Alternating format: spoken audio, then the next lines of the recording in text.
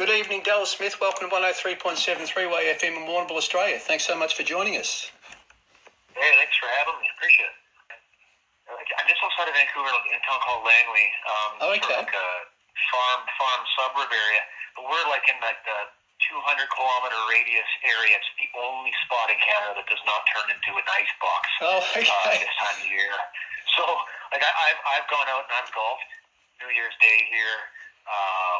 It just depends on the year, but like right now it's just above freezing. This is cold. We don't like it. No, well, it's summer here in Australia today. So your latest single, "Hide from a Broken Heart," was released recently. Congratulations! What a wonderful song. I appreciate that. Yeah. Now I know the song's your first release for your new record label, Big Loud Records. You were with 604 Records previously, of course. I believe Big Loud Records actually recommended the song to you, and you had no hesitation snapping it up. Yeah, it was with my producer and I, Joey Moy, we had put together some songs trying to find the first release off the new project, and we felt pretty confident, but we sent like sort of one little, final message out to a few people saying, hey, if there's any, songs out there that, you think fit this project, then send away. And one of the guys I'm real big fans of, songwriter Ern, based out of Nashville, he sent this one, "Hide from a Broken Heart," over to the producer and over to me, and immediately we agreed. We agreed this is the one that we're going to get in the studio and be confident to release. Yeah, fantastic. Looking to the future a little bit, what impact, if any, do you think changing record labels will have on Dallas Smith's music? I think they've. I get to work with my friends.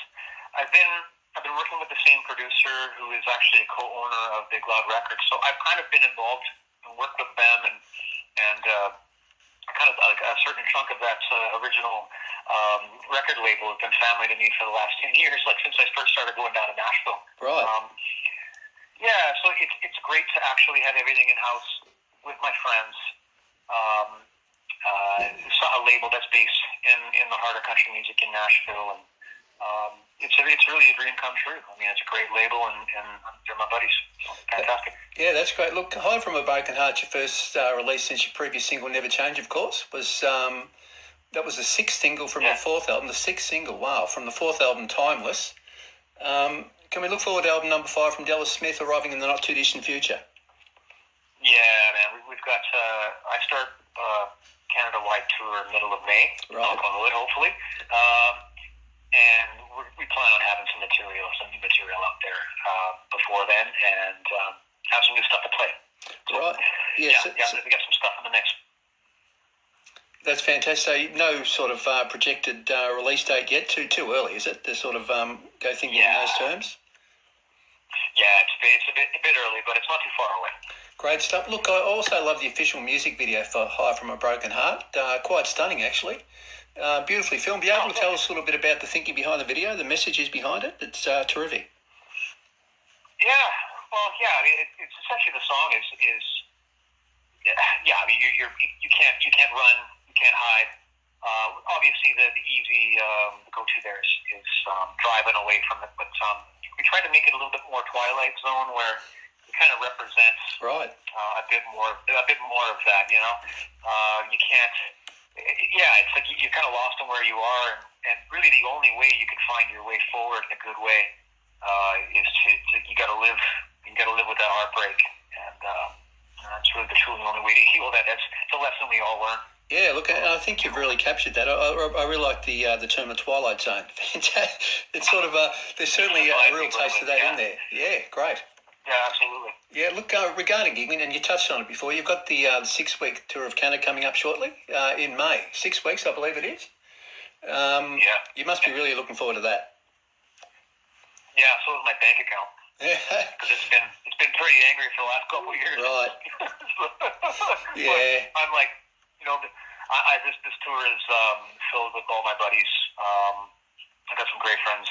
They're all great friends of mine. So we're collectively as a big family. We're all going to go as one big crew and bring live music back to Canada real soon here. We're super excited to all enjoy that process together.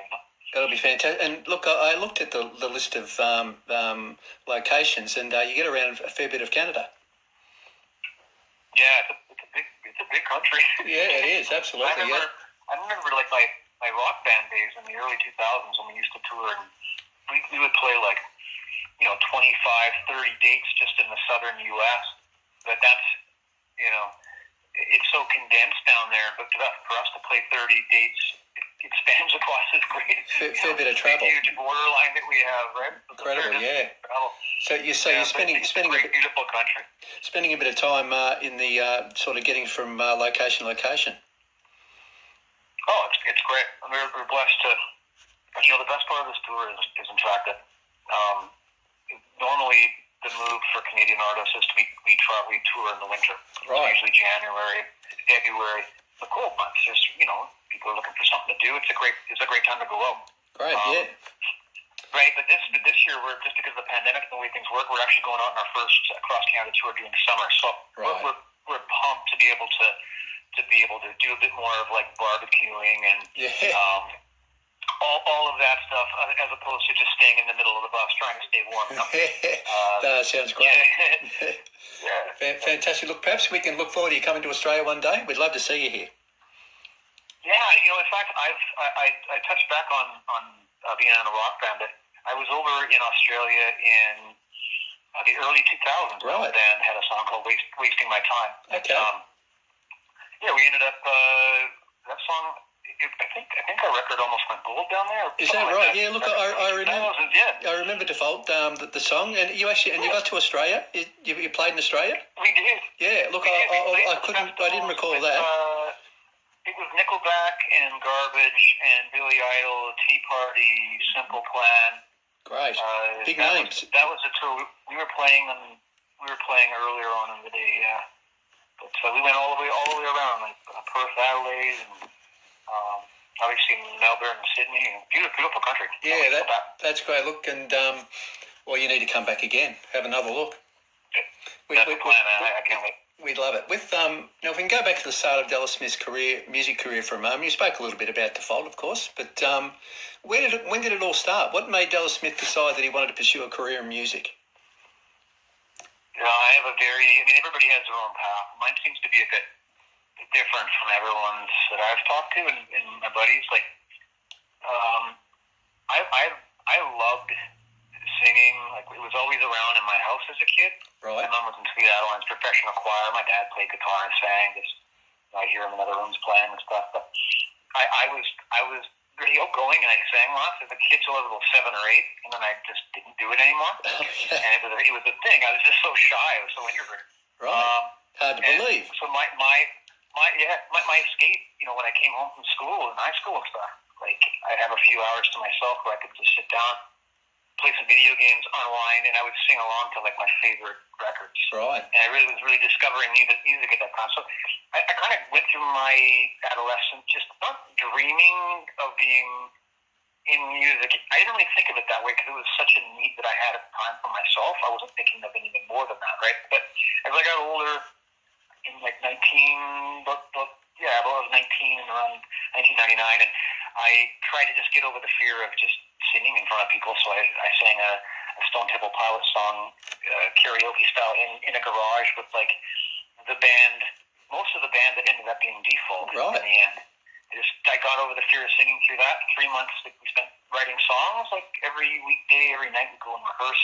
Yep. And then we sort of met a few people, and within a year we had a U.S. record deal, and a year and a half after that we had a platinum record, and we had been to Australia a couple of times. Fantastic, yeah. Look, and I know you reformed. Bizarre, man. Yeah, you reformed recently, didn't you? For a few years, is that right? You sort of up. Yeah. Yeah. So, any plans for? Maybe we reformed because we had this awesome opportunity to go and open up across Canada the Stone Temple Pilots. Right. Which, going back to just getting over the fear of singing, Plush by Stone Temple Pilots is the first song I sang with those guys, and the first song I sang in front of anybody. Period. Really.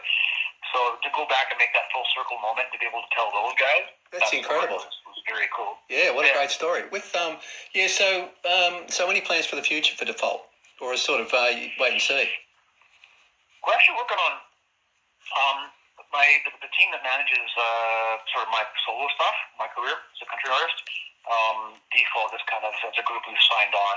We're kind of with the same team, so we're reworking some of the old songs with some of my favorite artists from the time. So you're going to see some revisits of these songs, but with some different guest voices on the song. So we're looking forward to that. Fantastic. Yeah, look, and with the change to country music for Della Smith, was it a sudden spur of the moment decision to change, or was it a gradual sort of plan change? How did it come about? Very gradual. It happened sort of mid-2000s. A lot of the newer, more guitar-driven, newer era of country, and I always refer back to guys like Keith Urban. Right. But just with guitars and like a voice that was just like, damn, the range, and it really spoke to me, and it brought me back to my adolescence with my mom and the music that she played growing up. It was a lot of Kathy Mattea and the Judds, Alan Jackson. So while my dad was playing Stevie Ray Vaughan and Zeppelin and all that stuff, influenced my early career, my mom's influence on me poked up a little later. I started making my first writing trips in 1999 with the producer that I mentioned, who now is going over Big Loud Records. Great. It just kind of happened, man. I don't know how to... It just happened with look, we've got to talk about all the record sales, the streams, the charts, the awards for a moment, because they're absolutely incredible. Really, you don't mind if I go through them? I've got a list of them here. I'm sure the list. Yeah. Look, I've got 3 gold albums, 18 gold singles, 4 platinum singles, 500 million streams of your music, 11 country number 1 singles, which is the most ever by a Canadian country artist, 35 Canadian Country Music Award nominations, resulting in 11 wins, including Entertainer of the Year for the past 3 years. Wow. The list just goes on and on. You must be very proud of what you've achieved in your career so far. Well, I've been joking lately when the last award you mentioned, where I won Entertainer of the Year for the last 3 years. Yep. In 3 years, where no, you can't entertain anybody. Yeah, well, you have. People obviously think you have, but that's. I don't know how that works, but I'll take it. It's fantastic, and with just the 500 million. Remember, when you see billions, 500 billion, that is absolutely incredible. So great, and many men more to come, no doubt. So maybe we'll come back and interview again. And those figures will probably double or something like that. But anyway, we'll wait and see. I love that. I love that. I'm looking for the first reason to head over to Australia. Yeah, that'll be fantastic. Yeah, look, before we let you go, we need to mention your wonderful charity work. You created Lifted, which is a non-profit charitable organisation committed to ensuring mental health services are accessible to anyone in need. Look, that's fantastic. Can you tell us a little bit about Lifted and what motivated you to create such a wonderful organisation? Yeah, I have a lot of friends and myself included that, it was through the late 80s and the 90s, there's no secret that in that time, mental health issues, it just wasn't discussed. There's a lot of information on it, right? So growing up through that environment and connecting with my friends and sharing the experiences and watching all of the awareness towards getting rid of the stigma with mental illness, mental health. I really wanted to use what I got going on with my career as a platform to keep that momentum going everywhere that I can reach. So we created this foundation where, we're gonna donate to recovery programs and mental health charities. It really targets our youth. In all the areas that we play and we can reach out to. And we're going to continue to do that over the years, I'm hoping. And, pre-pandemic, it was an obvious issue that needed a lot of attention drawn to it. But myself having kids and seeing the effect of the pandemic has on our youth and this generation, you really have to put the foot on the gas. And, and get some help out there, get that access a lot easier than what it has been in the past. Yeah, that's fantastic. That's what we're doing. Yeah, look, and great work, and look, good luck with it all. Fantastic stuff. Look, thanks so much, Dallas, for joining us today on 103.7 3WAY-FM. It's been an absolute pleasure. Yeah, you too. Thank you very much for having me on, and I can't wait to come see you guys. That'd be great. Look, and good luck with the tour in May, and Yeah. And the new album, we haven't got a date yet, but it's coming, so that'll be great. We can't wait for that, and we'll have to catch up again soon.